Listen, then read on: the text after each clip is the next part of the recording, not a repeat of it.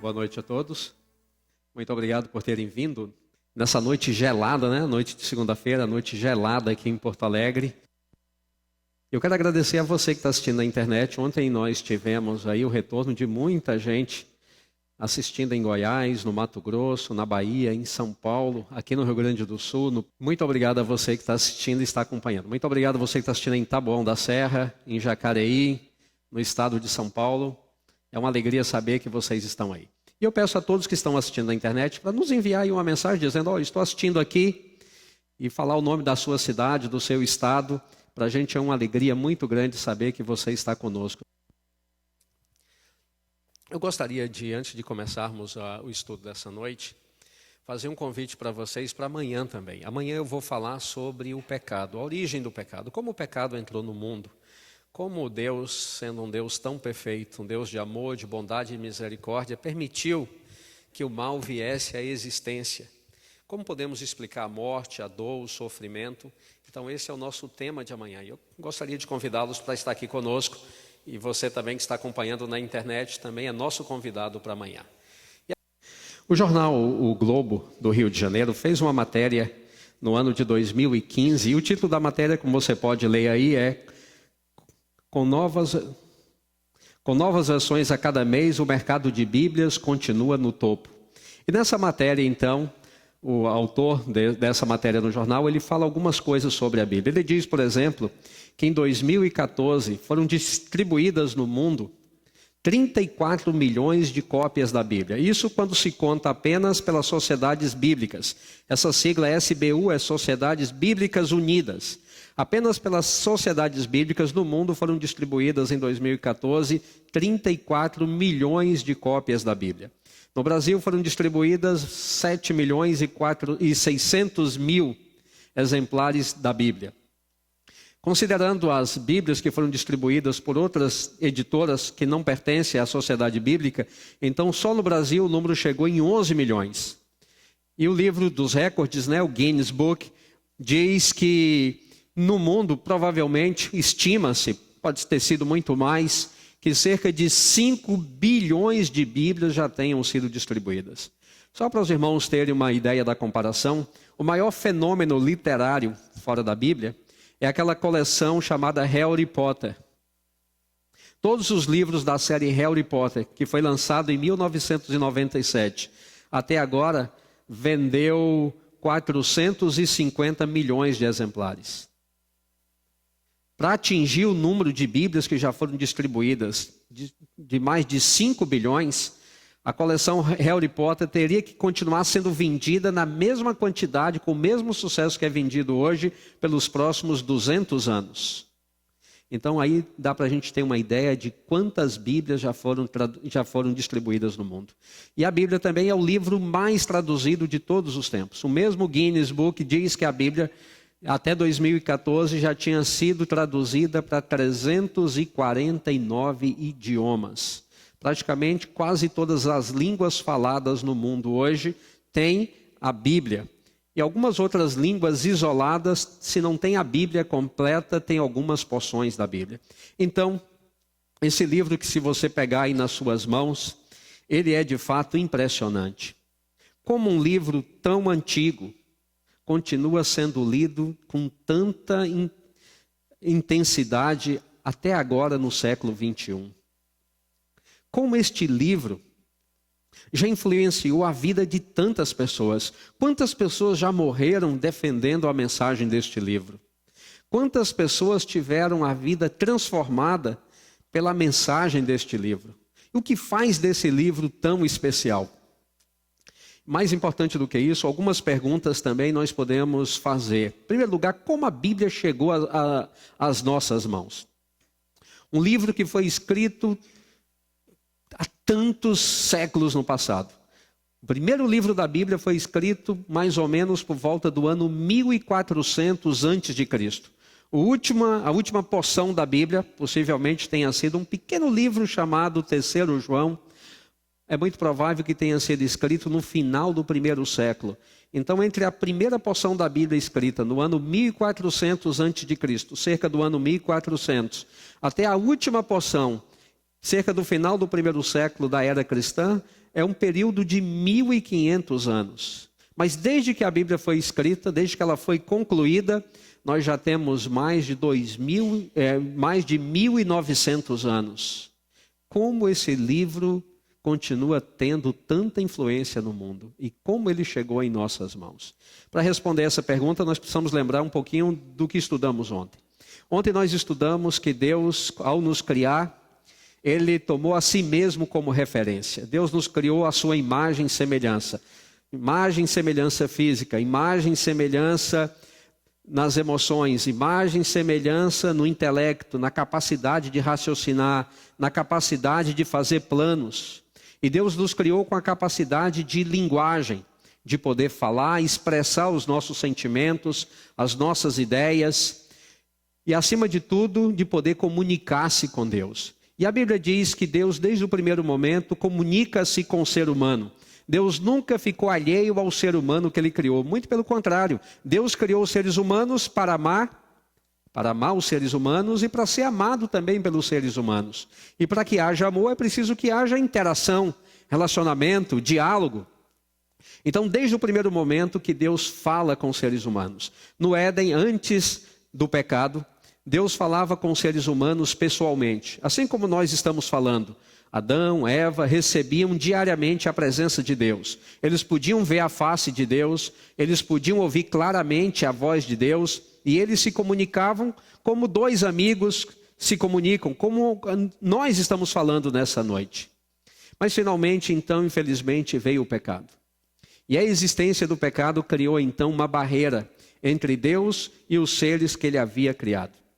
Veja o que o texto bíblico diz no livro de Isaías, no capítulo 59, verso 2. Você tem projetado aqui, diz lá, as vossas iniquidades fazem o quê? Separação. O nosso pecado trouxe separação entre nós e o nosso Deus. E diz, e os vossos pecados encobrem o seu rosto de vós, para que vos não ouça. Isaías 59, verso 2. O pecado criou uma barreira entre Deus e os seres humanos. Deus não podia mais aparecer no Éden para falar com Adão e Eva. Porque Deus é tão santo, Deus é tão puro, e Deus tem tanto poder, é a maior fonte de poder, mesmo fora do universo, é Deus. A presença de Deus, junto do pecado, extermina o pecado. E tudo que tem o pecado. Se Deus aparecesse aqui nessa noite, todos nós morreríamos. Como se uma bomba atômica explodisse aqui dentro da igreja. Porque a presença de Deus é tão santa que a presença de Deus extermina o pecado. O pecado não pode existir na proximidade de Deus. Então Deus não podia mais aproximar-se dos seres que Ele havia criado.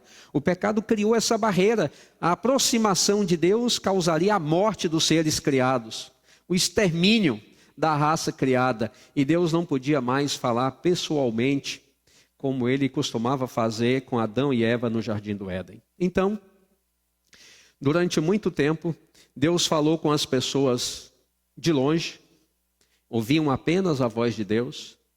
Deus falou através de sonhos. E essa comunicação entre Deus e as pessoas ficou extremamente comprometida. E as pessoas transmitiam conhecimento de Deus de forma oral. A escrita não existia ainda. Então Deus falava com as pessoas falavam com outras pessoas, e os ensinamentos do Senhor eram transmitidos de pai para filho, na comunidade, de forma oral. Até que, finalmente, por volta do ano 1400 e alguma coisa, Deus chama Moisés. Moisés era o líder que deveria trazer o povo de Israel do exílio no Egito para, novamente, a Palestina. Só que Moisés era diferente de todos os outros que ele estava conduzindo. O povo era um povo que tinha vivido na escravidão por muito tempo. Eles não eram educados, no sentido de terem ido à escola. Eles não tinham conhecimento da leitura. Eram praticamente todos analfabetos. A escrita ainda era rudimentar naqueles dias. Mas Moisés, diferente deles, não tinha sido criado na escravidão. Moisés tinha sido criado na corte de Faraó, como um neto do Faraó, como filho da filha de Faraó. E ele então foi educado. Moisés, ele sabia ler, sabia escrever, e ele tinha uma cultura muito mais ampla do que todos os outros descendentes de Israel. Então Deus chama Moisés, e Deus dá a Moisés então essa ordem, ou faz a Moisés esse pedido. Diz lá: então disse o Senhor a Moisés: escreve isto para a memória num livro e repete-o a Josué. E o texto diz que Moisés escreveu todas as palavras do Senhor. Ali nascia a Bíblia. Pela primeira vez, a história humana começava a ser escrita do ponto de vista de Deus. A mensagem de Deus que tinha sido transmitida de forma oral, pela primeira vez estava sendo codificada, colocada então no papel. E Moisés começou a escrever o texto bíblico. Depois de Moisés, a Bíblia diz que Deus chamou outras pessoas. Veja o que diz o livro de Pedro, 2 Pedro 1:21, diz assim: porque nunca jamais qualquer profecia foi dada por vontade humana. Entretanto, homens santos falaram da parte de Deus, movidos pelo Espírito Santo. Então, o primeiro escolhido por Deus foi Moisés. Moisés não se ofereceu, Moisés não se voluntariou para esse serviço. Deus um dia o chama e dá a ele esta ordem: comece a escrever. Moisés então escreveu os 5 primeiros livros da Bíblia, de Gênesis até Deuteronômio. Depois de Moisés, a Bíblia diz que o próximo a escrever foi Josué. Deus também chama Josué, e Josué então escreve a história da conquista da terra. E assim sucessivamente ao longo do tempo, quando Deus achava apropriado, ele escolhia alguém e chamava essa pessoa para continuar escrevendo a Bíblia. E assim ao longo de 1500 anos, Deus foi escolhendo pessoas para se tornarem então os escritores da palavra dele. E a Bíblia terminou de ser escrita no final do 1º século, quando Deus achou que ali já havia tudo. Não precisava mais continuar sendo escrita. E ali Deus finalizou a Bíblia. Ao longo desse tempo, Deus chamou cerca de 40 pessoas. E essas pessoas tinham as funções mais variadas. Deus chamou reis, como Salomão, Davi. Deus chamou homens extremamente simples, como Amós, que disse que era um catador de frutas e também cuidava de gado. Deus chamou pessoas extremamente cultas, como Paulo e o próprio Salomão, que além de rei, era também um homem extremamente culto. Deus chamou pescadores, Deus chamou médico, Deus chamou profetas. Deus escolheu pessoas das mais diferentes culturas, das mais diferentes atividades do dia a dia. Mas essas pessoas todas tinham uma coisa em comum. A Bíblia diz que eles eram homens santos. Pessoas comprometidas com o Senhor. Pessoas tementes a Deus. Pessoas que tinham no relacionamento com Deus a coisa mais importante da vida. Pessoas que temiam o Senhor. Pessoas que sabiam quem era Deus. E o Senhor então, em determinado momento, quando ele achava apropriado, ele levantava então uma dessas pessoas para continuar escrevendo o texto bíblico. A Bíblia menciona muitos profetas. Alguns exerceram um ministério profético extremamente importante, mas que Deus nunca chamou para escrever o texto bíblico. Por exemplo, o profeta Elias. Veja a função de Elias. Elias foi um homem extremamente importante no momento importante da história de Israel. Deus levantou Elias praticamente como o remanescente em um determinado período da história. Apesar de ter pregado, testemunhado diante de reis, ter enfrentado oposição e ter feito coisas incríveis por Deus, mas o Senhor nunca chamou Elias para escrever o texto bíblico. Um outro personagem famoso também no Antigo Testamento é Enoque. Enoque tinha um relacionamento tão próximo de Deus que a Bíblia fala que Deus o levou para o céu quando Enoque estava vivo. Deus o transladou. E Enoque não terminou os dias dele na terra, porque Deus o levou para o céu. Então, um homem que tinha essa proximidade tão grande com Deus, exerceu uma influência tão grande nos dias dele, como profeta, como líder do povo de Deus, mas, no entanto, o Senhor nunca o chamou para escrever o texto bíblico. Jesus diz que o maior homem que já viveu na terra, não em altura, mas em capacidade, foi João Batista. A Bíblia diz que entre os nascidos de mulher, nunca houve alguém da altura de João Batista. E, no entanto, João Batista nunca escreveu uma única linha no texto bíblico. Porque Deus, na sua autoridade, chamava o homem certo, a pessoa certa, na hora certa. Deus é quem escolhia pela autoridade dele. Ninguém se voluntariou para esse trabalho, mas Deus falava para a pessoa poder escrever. E a Bíblia diz ainda, em 2 Timóteo 3,16, que toda a Escritura é inspirada por Deus. Toda a Escritura é inspirada por Deus. Então, nada da Escritura veio do ser humano. Nenhum ser humano teve a oportunidade de poder escrever o que queria escrever. Mas só escreveram o que Deus revelou e o que Deus permitiu escrever. Deus trabalhou ao mesmo tempo transmitindo a mensagem e ao mesmo tempo também como editor. Deus não permitiu que o profeta escrevesse mais do que deveria, nem menos do que deveria. Deus não permitiu que o profeta se perdesse em alguns detalhes não importantes e deixasse de focar no que era importante. E também Deus não permitiu que o profeta tratasse apenas de um ponto e esquecesse alguns detalhes que seriam importantes para a compreensão do texto. Deus trabalhou então inspirando, dizendo ao profeta o que ele deveria escrever, e Deus trabalhou ao mesmo tempo como editor. Então a Bíblia que nós temos na mão é um produto divino humano, mas muito mais divino do que humano, porque veio diretamente da mente e do coração de Deus. E a Bíblia, quando começou a ser escrita, não existia o papel ainda. O papel é uma invenção moderna. Nos dias em que Moisés começou a escrever o texto bíblico, ele usou o que havia de mais moderno na época, que era o papiro. O papiro era um papel vegetal feito dessa plantinha chamada papiro. Então, aquilo, naquela época, era a única forma disponível para escrever. Então, os primeiros livros da Bíblia foram escritos todos em papiro.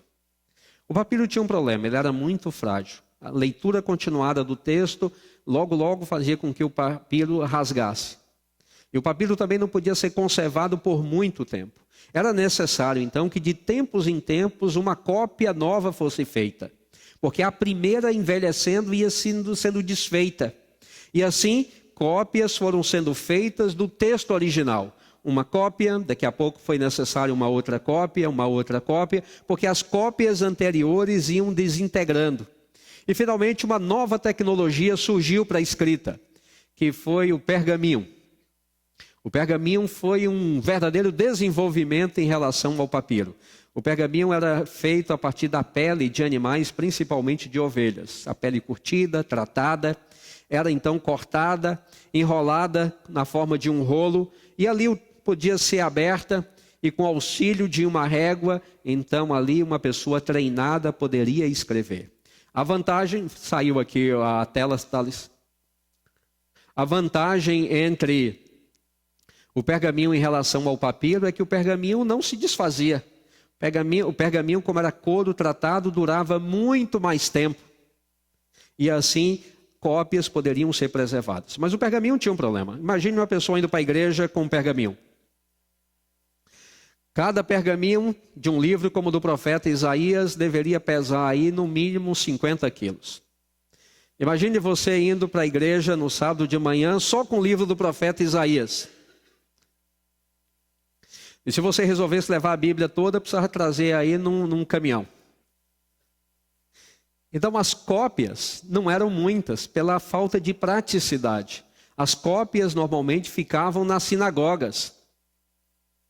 E ali a leitura era feita. Normalmente tinha a pessoa que era responsável pela leitura, pela explicação. E as pessoas então, quando precisavam consultar algum texto bíblico, tinham que ir na sinagoga e depender ali que alguém pudesse abrir aquela parte específica do texto e ler para ele. É por isso que nós temos na Bíblia, o que eu digo que é um erro que nós temos na Bíblia. Se você tem sua Bíblia, quiser abrir aí no livro de Mateus, no capítulo 27, você vai ver que ali nós temos um erro nas Escrituras. Mateus capítulo 27, verso 9.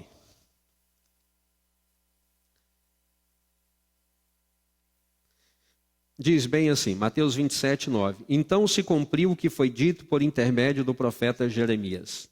Tomaram as 30 moedas de prata, preço em que foi estimado aquele a quem alguns dos filhos de Israel avaliaram, e as deram pelo campo do oleiro, assim como me ordenou o Senhor. Mateus, quando escreveu esse texto, ele está citando as Escrituras, vocês acabaram de ver, ele está citando uma profecia do Antigo Testamento, referente a Jesus, e ele comete um erro aqui. E ele diz que quem falou essas palavras foi o profeta Jeremias. Mas não foi o profeta Jeremias, foi o profeta Zacarias. Por que ele disse que era Jeremias se era Zacarias? Porque ele não tinha o texto bíblico com ele. Ele conhecia a passagem bíblica e ele confundiu, ele achou que era Jeremias que teria dito isto. Como os rolos não eram possível ter estes rolos em casa, ele então citou de memória e confundiu o profeta. Não foi o profeta Jeremias, foi o profeta Zacarias quem escreveu este texto. E por isso então, nós conservamos aí esse equívoco até hoje na Bíblia. A primeira Bíblia impressa, como nós temos em nossas mãos hoje, embora não fosse exatamente igual, foi a Bíblia de Gutenberg, que foi publicada em 1455, com a invenção da imprensa, da prensa, né? Não da imprensa, mas da prensa, com aqueles tipos móveis. Gutenberg, então, ele imprimiu uma Bíblia. Demorou cerca de 5 anos para que a Bíblia ficasse pronta. A primeira Bíblia impressa demorou 5 anos para ser impressa, a chamada Bíblia de Gutenberg. Ali começava uma revolução. Pela primeira vez, era possível ter todo o texto bíblico em um único livro, fácil de carregar, leve comparado ao método antigo. E a partir de Gutenberg, então, as escrituras se popularizaram. E assim a Bíblia começou a chegar e ser distribuída de uma forma muito mais fácil. Mas a Bíblia, como nós temos hoje, se tornou popular a partir da criação das sociedades bíblicas. Com o final ali da Revolução Francesa, um novo mundo emergiu na Europa. O poder que a igreja tinha exercido na Idade Média já não tinha mais. E agora na Europa havia liberdade de culto. E as sociedades bíblicas foram formadas. E a partir daquele momento, então, as Bíblias começaram a ser publicadas em grande volume. E finalmente a Bíblia se tornou um livro popular. A Bíblia é formada por 66 livros. Se você tem a sua Bíblia e quiser olhar no índice, você que está acompanhando pela internet, se tiver uma Bíblia também aí com você, você pode dar uma olhadinha no índice. A Bíblia é formada por 66 livros. Os primeiros 39 livros foram escritos antes de Jesus. Por isso, essa porção de 39 livros, começando no Gênesis e terminando em Malaquias, é chamado de Antigo Testamento. Embora a palavra Antigo Testamento não esteja na Bíblia. As pessoas criaram mais tarde para fazer uma diferença entre o que foi escrito antes de Jesus e o que foi escrito depois de Jesus, que são 27 livros e formam aí o chamado Novo Testamento. Essa palavra, essa terminologia Novo Testamento também não está escrito na Bíblia. Foi criada para facilitar a compreensão. A Bíblia foi originalmente escrita em 3 línguas. A maior porção do Antigo Testamento, quase 99% do Antigo Testamento, foi escrito em hebraico. Um pouquinho, vocês podem ver aí quais são os textos, foi escrito em aramaico. E finalmente o Novo Testamento foi todo ele escrito em grego. Todo o Novo Testamento foi escrito na língua grega. E as primeiras traduções da Bíblia para as línguas modernas começaram ainda muito cedo, no século IV, final do século IV, início do século V. Jerônimo, conhecido na Igreja Católica como São Jerônimo, a pedido do Papa Damaso I, traduziu a Bíblia para o latim e ficou conhecida como Vulgata Latina, o livro popular. A primeira versão para o inglês só ocorreu em 1383 por Wycliffe. Ele traduziu a Bíblia Latina de Jerônimo para o inglês. Para o alemão, A primeira versão da Bíblia, a primeira literatura alemã impressa, completa, foi a Bíblia de Martinho Lutero. E Martinho Lutero traduziu a Bíblia para o alemão. E esta Bíblia foi publicada no ano de 1522. Para a nossa língua portuguesa, nós devemos a tradução em português ao padre João Ferreira de Almeida. Ele era um padre católico que se converteu ao calvinismo. Com o movimento da Reforma, ele se converteu ao calvinismo. E ele terminou a tradução do Novo Testamento em 1681. E quando ele estava traduzindo o Antigo Testamento, ele morreu quando estava traduzindo o livro de Ezequiel. E finalmente, um holandês terminou fazendo o resto da tradução do capítulo 34 de Ezequiel para frente, até o livro de Malaquias. E nós só tivemos então o Antigo Testamento publicado em português no ano de 1694. Mas a Bíblia em português, tínhamos o Novo Testamento e o Antigo Testamento. A primeira vez que a Bíblia toda em português foi colocada em um único livro foi no ano de 1822. Foi no ano de 1822 que finalmente nós tínhamos a Bíblia Sagrada na língua portuguesa num único volume, como nós temos hoje em nossas mãos. Então nós podemos dizer que a palavra de Deus, até chegar em nossas mãos, teve uma jornada muito grande. Começando com Deus e os profetas, depois com os tradutores e finalmente com os publicadores. E hoje nós temos as Escrituras Sagradas aí em nossas mãos. Como ter certeza que a Bíblia não foi adulterada? Muita gente faz essa pergunta. Como vocês podem ter certeza que a Bíblia não foi adulterada? Que nós ainda temos a Bíblia que os profetas escreveram? Bem, nós temos dois tipos de evidências. Nós temos o que nós chamamos de evidências internas, que são a coerência das Escrituras. A Bíblia foi escrita durante 15 séculos. Era normal que pessoas diferentes, vivendo em épocas diferentes, pudessem, de alguma maneira, entrar em contradição. Mas quando você lê a Bíblia, você percebe que ela não tem nenhuma contradição. Ela é exatamente a mesma do início até o fim. Tudo que foi escrito posterior vai concordando com o que foi escrito anterior.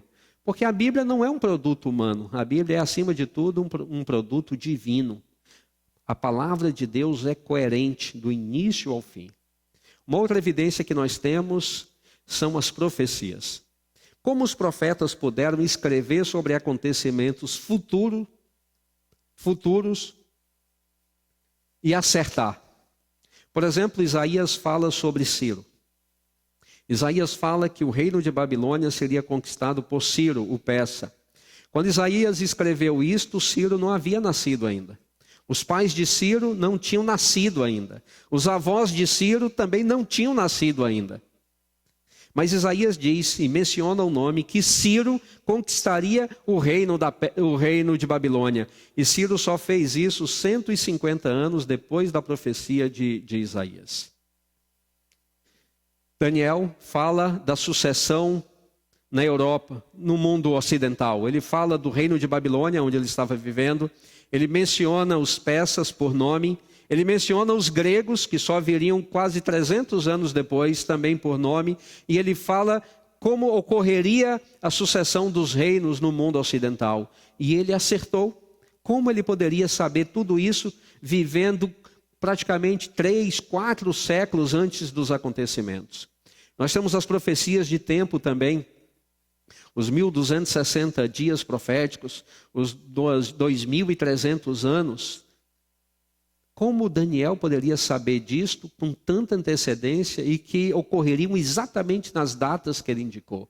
Então as profecias, com todas as seus detalhes, suas minúcias, como elas se cumpriram ao longo da história, é uma evidência de que a Bíblia mantém a sua integridade, que a palavra não foi adulterada. Ela é uma prova de que a palavra permanece ainda a mesma, a original, como os profetas escreveram. Nós temos também o que chamamos de evidências externas. Primeiro são os manuscritos. Só do Novo Testamento nós temos 25 mil manuscritos. Do Antigo Testamento nós temos também vários manuscritos. Vocês percebem que há muitos críticos da Bíblia. Eles criticam a autoria, dizem, olha, Isaías não escreveu Isaías. E dão lá várias razões que não merecem confiança. Eles também dizem assim, olha, os profetas acertaram com tanta precisão as profecias, porque eles não escreveram no tempo que é dito que eles escreveram. Eles só podem ter escrito depois dos acontecimentos, porque que ser humano seria capaz de escrever algo 2, 3 séculos antes de ocorrer e acontecer exatamente como ele predisse? Como eles não consideram o lado divino das Escrituras, eles dizem, então Daniel não poderia ter acertado o que ele escreveu 300 anos antes de acontecer. Para que isso tenha ocorrido, quem escreveu o livro que recebe o nome de Daniel só escreveu depois dos acontecimentos. Então mas nenhum deles critica o texto como nós temos. Seria tão fácil se a Bíblia que nós temos diferisse dos manuscritos. Era tão fácil alguém pegar o manuscrito e dizer, olha, a Bíblia diz A, mas o manuscrito diz B. A Bíblia aponta nessa direção, a cópia que você tem nas suas mãos, mas um manuscrito mais antigo aponta em outra direção. Aqui diz que é por esse caminho, mas o manuscrito diz que é por outro caminho.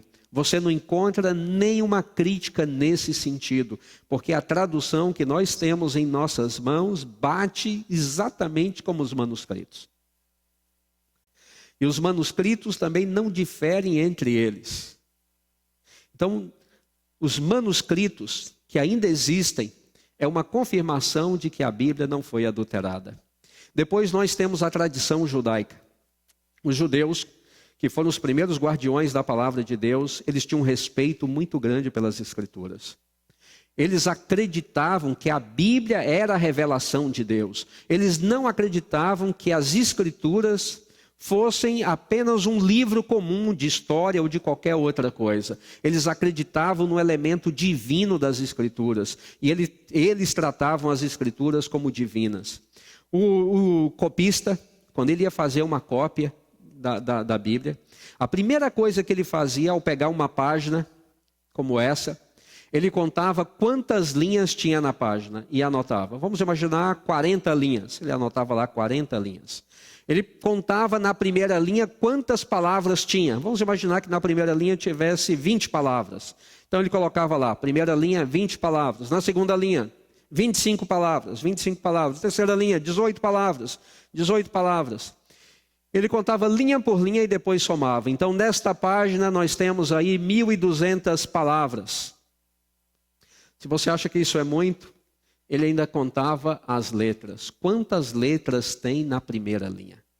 Quantas letras tem na segunda linha? Quantas letras tem na terceira linha? Quantas letras tem na linha de número 40? Depois ele somava todas as linhas, quantas letras tinham. E agora ele ia copiar. E depois que ele copiava, vinha alguém para conferir e contava quantas linhas tem nesta cópia. 40, exatamente como o texto original.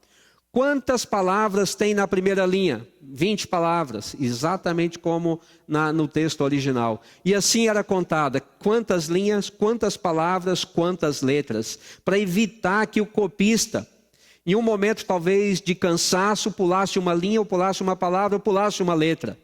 Se na cópia faltasse uma única letra, a cópia era jogada fora. Eles tinham tanto cuidado com isso, mas tanto cuidado para preservar o texto original, para evitar que o texto original em algum momento tivesse alguma falha. E por último nós temos as traduções.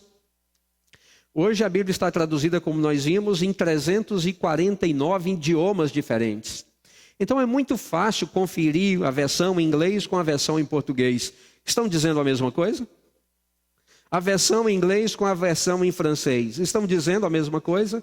A versão em português com a versão em espanhol. Estão dizendo a mesma coisa? As duas traduções conferem com o texto original. Então as Bíblias que nós temos hoje, as Bíblias mais antigas, e temos o mesmo texto que você tem na sua Bíblia que foi publicada neste ano. Se você pegar a Bíblia de Gutenberg, que data do século 15º, você tem o mesmo texto que você tem na Bíblia que está aí nas suas mãos. Isso é uma prova de que o texto não foi adulterado. E a outra prova foi aquele que nós citamos há pouco, quando Mateus escreveu que foi Jeremias quem disse que Jesus seria vendido por 30 moedas, e já se sabe há muito tempo que não foi Jeremias, foi Zacarias. Não é tão fácil alterar a palavra Jeremias para Zacarias? Não é tão fácil só ir lá apagar Jeremias e colocar Zacarias? Não altera em nada o texto, dá o texto ali mais precisão, porque foi Zacarias mesmo quem escreveu, mas ninguém até hoje teve coragem de apagar o nome Jeremias e escrever Zacarias no lugar. Este erro está sendo perpetuado desde que Mateus escreveu o texto lá no primeiro século. Milhares de cópias foram emitidas, milhares de traduções foram feitas, mas ninguém, nem uma única pessoa teve coragem até hoje de apagar o nome Jeremias e colocar ali Zacarias. Se nem num erro tão simples como este, ninguém se atreveu a tocar no texto bíblico, como alguém teria coragem de tocar em uma parte muito mais importante do texto? Como alguém teria coragem de adulterar a parte mais importante do texto? Mas você sabe por que isso não ocorreu? Porque o protetor das Escrituras é Deus. Deus é o protetor das Escrituras, a Bíblia veio dele, e Deus sabe que se nós tivéssemos a palavra dele adulterada, que certeza nós teríamos de que estaríamos vivendo de acordo com o que Deus revelou. Então o Senhor, ele é o maior protetor das Escrituras. Ninguém nunca trocou Zacarias por Jeremias, porque Deus nunca permitiu. E hoje, no século 21, depois de 5 bilhões de Bíblias distribuídas, nós ainda continuamos lendo Jeremias, quando deveríamos estar lendo ali Zacarias. Mas Deus nunca permitiu que ninguém tocasse nas Escrituras. Ninguém. Uma outra pergunta que nós temos agora é: qual é o propósito da Bíblia? Com que propósito Deus deu a Bíblia? Nós temos alguns textos bíblicos que nos dizem qual foi o propósito pelo qual Deus nos deu a Bíblia. Romanos 15, verso 4. Diz aí: pois tudo quanto outrora foi escrito para o nosso ensino foi escrito, a fim de que pela paciência e pela consolação das Escrituras tenhamos esperança. Qual é o propósito das Escrituras? Nosso ensino, diz lá o texto bíblico. 1 Coríntios 10, 11. Estas coisas lhes sobrevieram como exemplos e foram escritas para advertência nossa, de nós outros, sobre quem os fins dos séculos têm chegado. Então por que a Bíblia foi escrita? Para a nossa advertência. Um outro texto, 2 Timóteo 3, 16 e 17.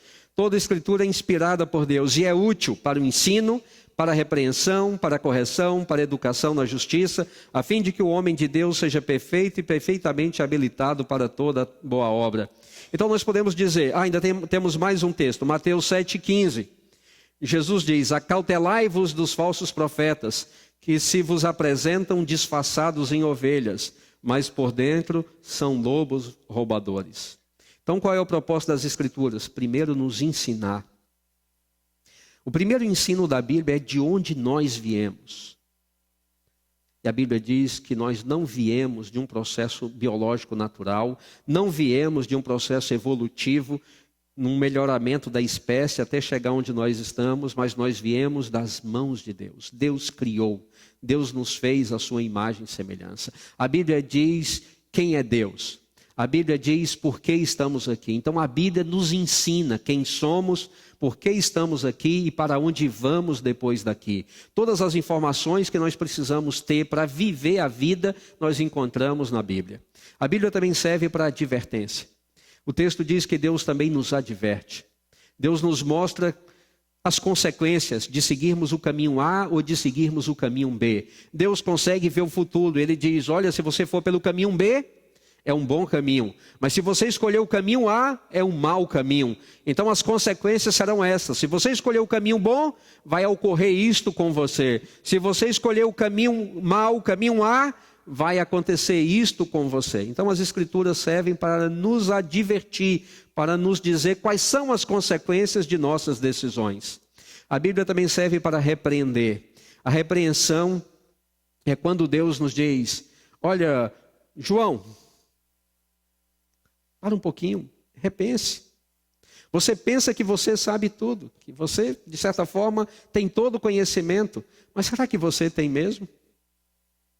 Será que essa visão, da forma como você enxerga, é de fato a forma correta ou isso é algo particular seu? Deus também nos repreende dizendo, olha, esse caminho não é o melhor caminho, essa decisão não é a melhor decisão, essa sua escolha de vida não é a melhor escolha de vida. E a única forma que Deus tem para falar conosco é através das Escrituras. Deus também serve para nos corrigir, as Escrituras servem para nos corrigir, para nos dizer, olha, está errado, está certo. Também serve para nos educar na vontade de Deus, sabermos qual é a vontade de Deus, para seguirmos a vontade de Deus. Então a Bíblia nos educa. A Bíblia também serve para nos habilitar para toda a boa obra, para que nós possamos saber o que é certo e o que é errado. E a Bíblia também diz que ela serve para proteção contra o engano. Jesus diz, cuidai, acautelai-vos contra os falsos profetas. E a única maneira de saber que um profeta é falso ou verdadeiro é se o que ele ensina é coerente com as Escrituras. Então a Bíblia nos protege do engano. E por último, como eu posso estudar a Bíblia? Bem, a Bíblia diz que há duas maneiras de estudar a Bíblia. Uma maneira é sozinho. Se você tem a sua Bíblia, você pode em casa estudá-la, lê-la. Você pode escolher por temas gerais. Vamos imaginar que você quer saber sobre a salvação. Então pegue a Bíblia e leia todos os textos que falam sobre a salvação. Você pode ter o auxílio de algum livro que possa ajudá-lo indicando as passagens bíblicas. Você também pode estudar sozinho as profecias, pode ler ali os livros proféticos e procurar entender o significado das profecias. Você pode estudar a Bíblia sozinho. Mas existe uma outra maneira. E a Bíblia até dá um exemplo de Filipe.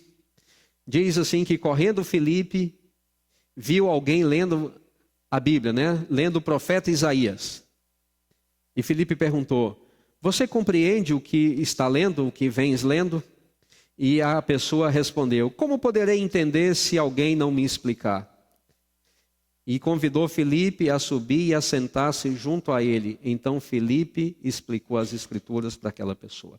Essa é talvez a maneira mais fácil. Se você está começando a ler a Bíblia agora, se você não tem familiaridade com o texto bíblico, chame alguém para te ajudar.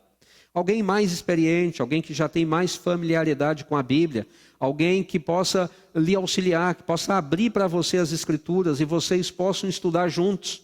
Essa pessoa pode ler a Bíblia com você, pode lhe explicar os textos bíblicos e a sua compreensão vai facilitar. E você também poderá ouvir através das Escrituras a voz de Deus falando com você. Eu gostaria de terminar contando uma história. Na década de 50, quando o Brasil começou a ficar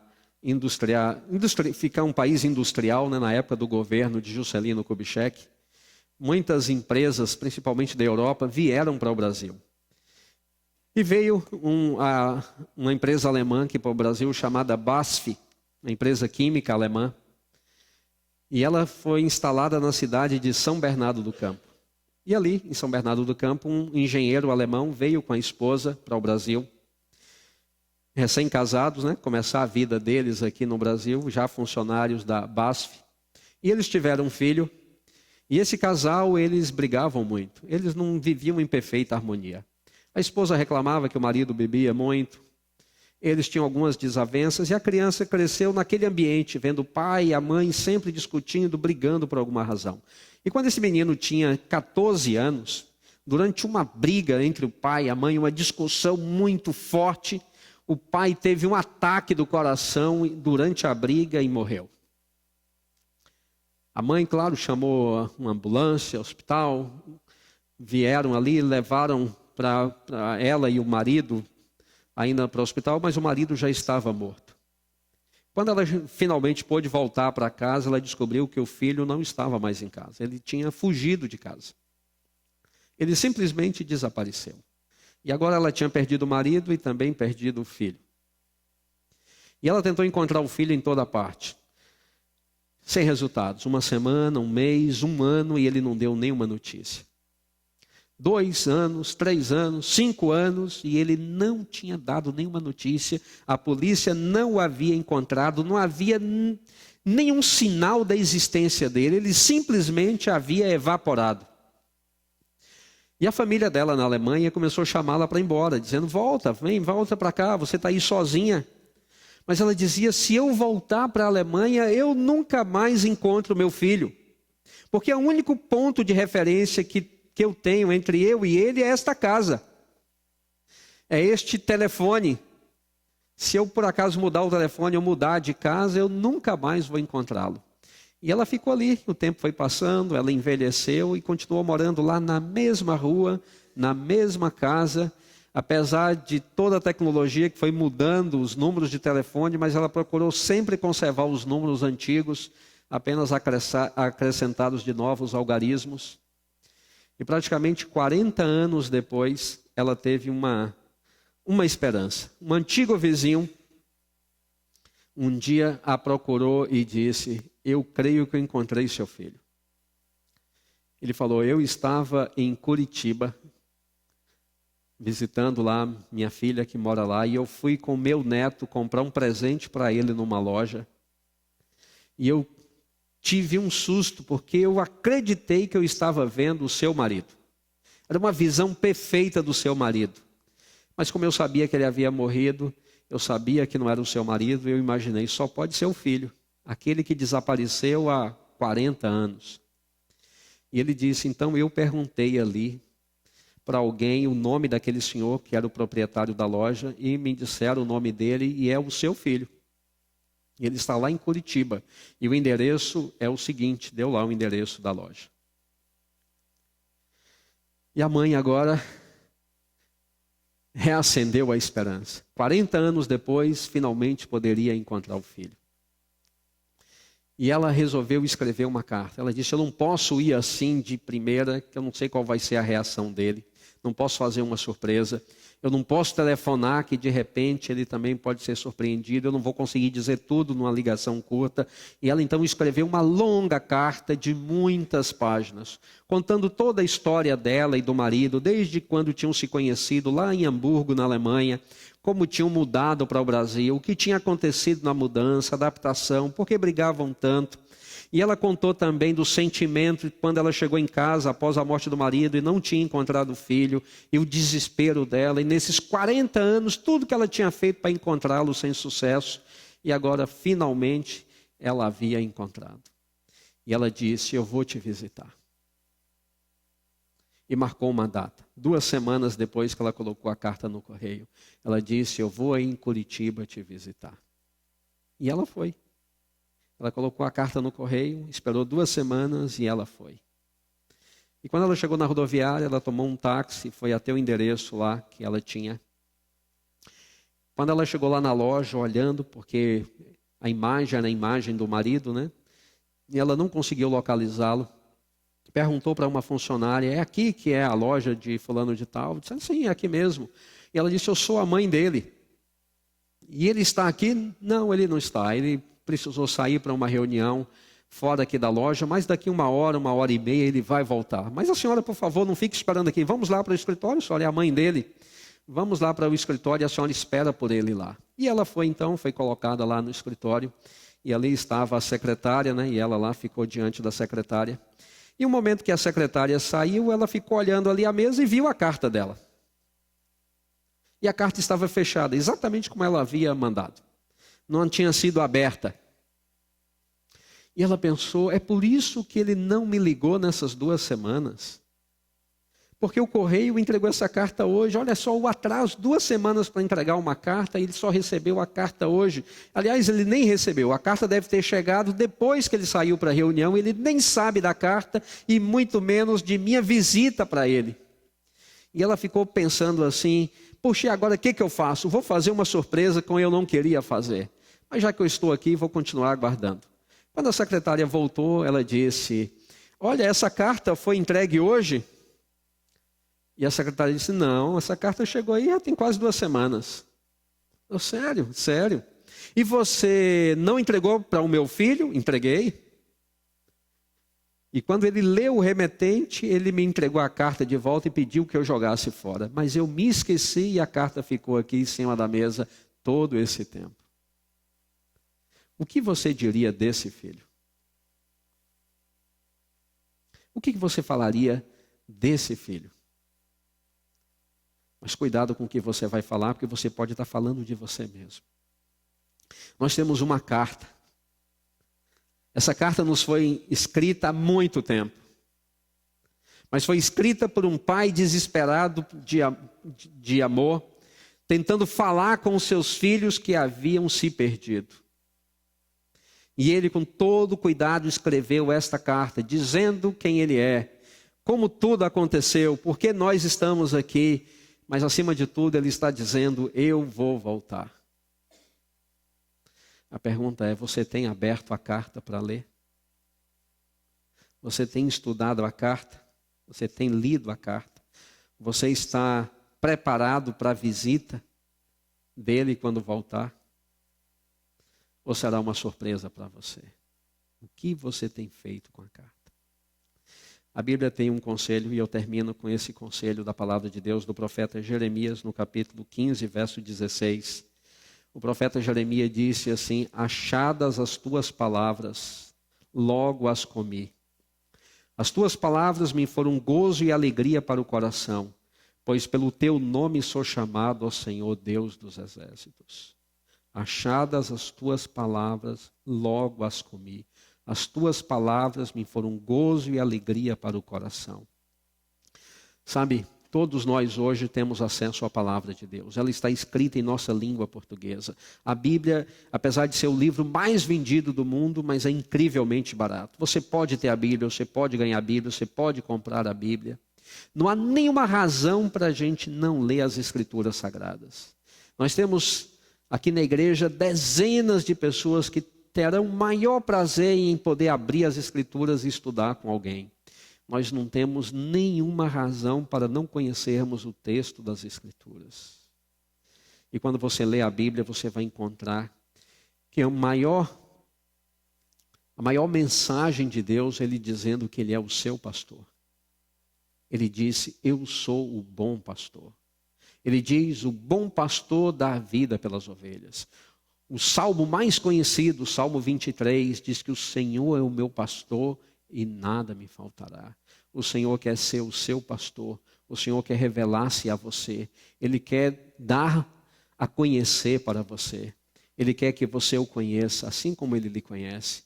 Ele quer que você encontre nas Escrituras Sagradas o poder para viver uma vida diferente. Ele quer que você encontre nas Escrituras Sagradas o alimento para a sua vida emocional, para a sua vida afetiva. Ele quer que você encontre nas Escrituras saúde e vida em abundância.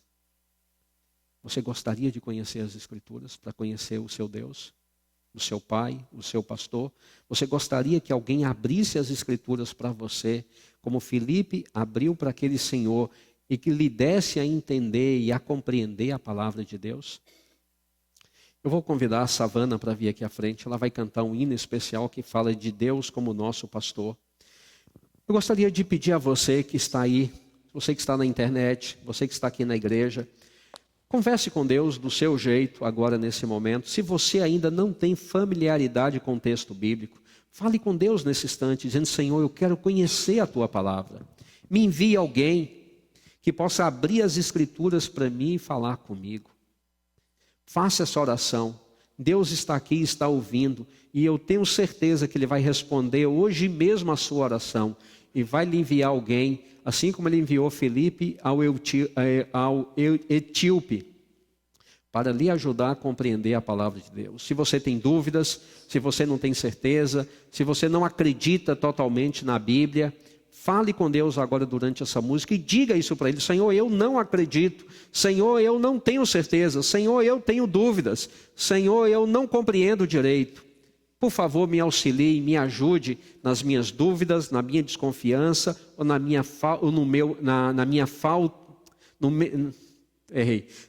falta de conhecimento.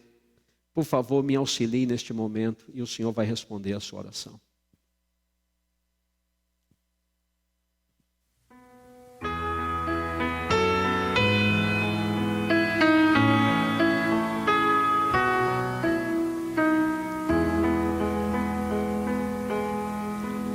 O Senhor é meu pastor, o meu guia e rei. O Senhor é a força e a luz do viver. Ao seu lado eu sempre estarei.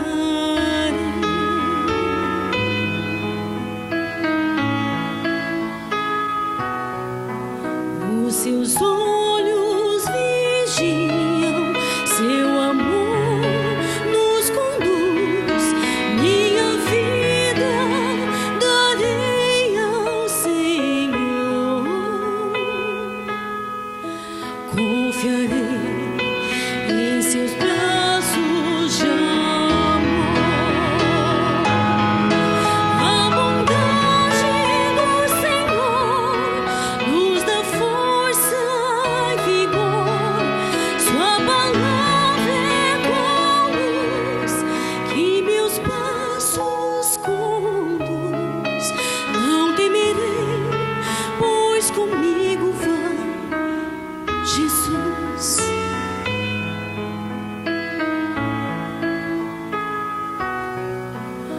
O Senhor é meu pastor, o meu guia e rei.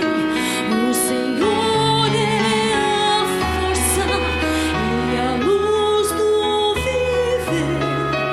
Ao seu lado eu sempre estarei.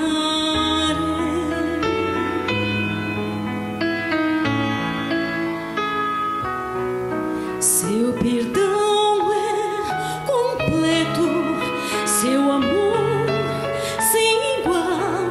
Sob suas asas seguro estarei. Seu amor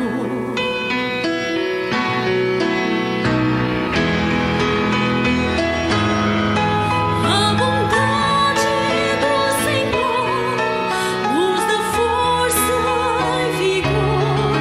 Sua palavra é qual luz que meus passos conduz.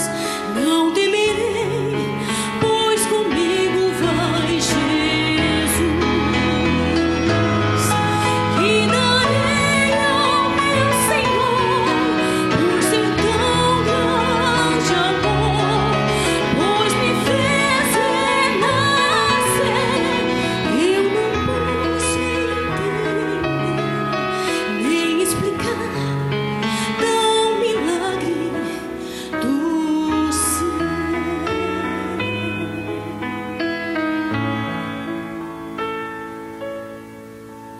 Dar a vida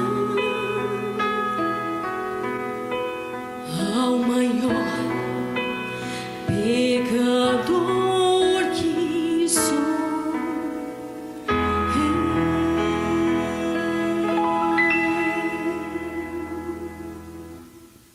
Alguém nessa noite que gostaria de erguer a mão e dizer: Senhor, eu não conheço as Escrituras ainda tão bem, mas eu gostaria de conhecer a partir de hoje. Eu quero lhe dar uma chance de falar comigo. Parabéns, irmã. Alguém mais gostaria? Naí, parabéns também. Parabéns a vocês que estão levantando a mão. Parabéns. Se você ainda não conhece as Escrituras, se você não tem estudado a Bíblia todos os dias, se você ainda não teve um estudo da palavra de Deus, gostaria você de levantar sua mão hoje e dizer: Senhor, por favor, eu quero conhecê-lo mais. Eu quero ler a tua carta. Parabéns, parabéns. Eu quero conhecer a tua carta. Eu quero conhecer a tua mensagem para mim. Deus seja louvado. Você está dando uma oportunidade para Deus. Pode ter certeza absoluta. O Senhor lhe conhece, sabe quem é você. E Ele está ouvindo o seu pedido e Ele vai responder. E Ele vai lhe dar a capacidade de compreender a palavra dEle. E você vai poder ler a palavra de Deus. E você vai conhecer Jesus como seu bom pastor. Há mais alguém que não levantou a mão ainda, que não conhece as Escrituras e gostaria de conhecer, de ter um estudo bíblico, de aprender mais da palavra de Deus? Há mais alguém? Muito bem. Vamos ficar em pé para orarmos?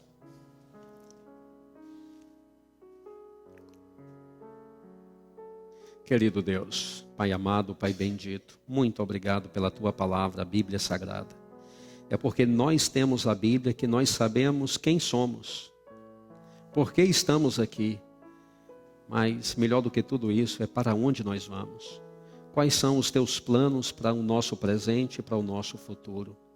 Nós podemos, através de Tuas palavras, saber o que é certo e o que é errado, conhecermos a Tua vontade e nos desviarmos daquilo que o Senhor nos diz que não é o bom caminho. Pai querido, nós queremos agradecer nessa noite, porque várias pessoas aqui ergueram a mão dizendo que quer conhecer melhor as Escrituras.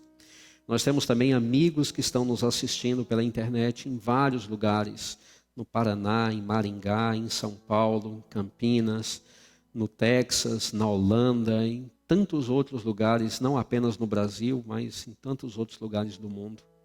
E tantos ainda assistirão a esse vídeo em um outro momento. Ó Senhor, que todos que desejarem conhecer melhor as Escrituras, que o Senhor possa tocar no coração e na mente deles, e que possam pedir com as palavras talvez bem simples. Talvez digam apenas, querido Deus, eu quero conhecer melhor a Bíblia Sagrada. E que o Senhor possa enviar alguém, assim como o Senhor enviou Filipe para o etíope, o Senhor possa enviar alguém também para abrir as Escrituras e mostrar Jesus para esta pessoa. Querido Deus, nós rogamos humildemente que o Senhor possa cada dia nos criar em todos nós a mesma fome pelas Escrituras que o profeta Jeremias disse que tinha. Ele disse, achadas as tuas palavras, logo as comi. Que esta fome o Senhor possa dar a todos nós pelas Escrituras Sagradas, pelo conhecimento de Tua palavra, para sabermos quem é Jesus e para então aceitá-lo como nosso pastor, como nosso Pai, mas acima de tudo como nosso Salvador. Muito obrigado por tudo, Senhor. Nós oramos no nome sagrado, bendito e todo-poderoso de nosso Salvador Jesus Cristo. Amém. Amigos, eu vou estar à porta ali, que eu gostaria de poder cumprimentar vocês todos. Por favor, não saiam ainda, me espere chegar ali, para que eu possa cumprimentar vocês. Muito obrigado a todos e boa noite.